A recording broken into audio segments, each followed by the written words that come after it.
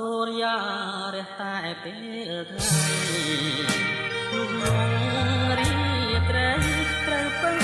រស្មីនៃដួងប្រសាឯខ្ញុំពេញវ័យមានសេរីដាតែដូចជាគ្មានន័យទេតម្រើចិត្តគេជាងខ្លួនកើតជាព្រះច័ន្ទមិនស្ដាយរស្មីស្ម័គ្រជួយរី